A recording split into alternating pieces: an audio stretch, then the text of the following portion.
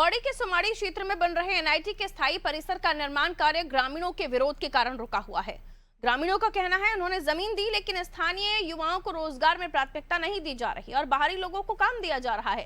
साथ ही निर्माण में पर्यावरण नियमों का पालन नहीं हो रहा है और डंपिंग जोन से खेतों को नुकसान होने की भी आशंका जताई जा रही है। और इसी को लेकर ग्रामीणों ने युवा नेता डॉक्टर सुधीर जोशी के नेतृत्व में मौके पर पहुंचकर प्रदर्शन किया है। सूचना मिलने पर प्रशासन और निर्माण कंपनी के अधिकारी मौके पर पहुंचे और बातचीत की, लेकिन अभी तक कोई समाधान नहीं निकला है। प्रशासन का कहना है जल्द ही बातचीत कर समस्या का हल निकाला जाएगा। हमारे पास जो सुमाड़ी की भी जो कंपनी है वो भी आज यहाँ पे शिकायत लेकर अपनी आई थी, और साथ में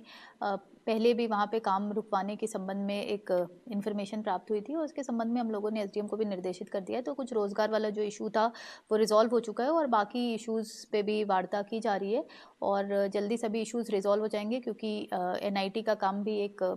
बहुत ही इम्पॉर्टेंट काम है। तो हम लोग और लेकिन वहाँ की जो स्थानीय जनता है उनका भी हित अफेक्ट नहीं होना चाहिए, तो दोनों में बैलेंस करके वो वार्ता करके शीघ्र ही काम उसमें शुरू करा दिया जाएगा। उसमें तहसीलदार, पुलिस सभी लोग मौके पर भी गए थे और एसडीएम भी इसमें वार्ता करने का अभी कोशिश कर रही हैं और ये शीघ्र रिजॉल्व हो जाएगा। सैम इंडिया ने काम बेच दिया, एक तरीके से यूँ कहे कि सब कॉन्ट्रैक्टर बनाया हिमालयन कंस्ट्रक्शन को।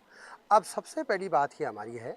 कि राष्ट्रीय प्रौद्योगिकी संस्थान, जो कि एक तरीके से national institute of technology, 31 NIT में से एक एनआईटी बनने जा रही है और बनाने वाली जो कार्यदायी संस्था बन जाती है हिमालयन कंस्ट्रक्शन, जिसने कभी बिल्डिंग बनाई नहीं,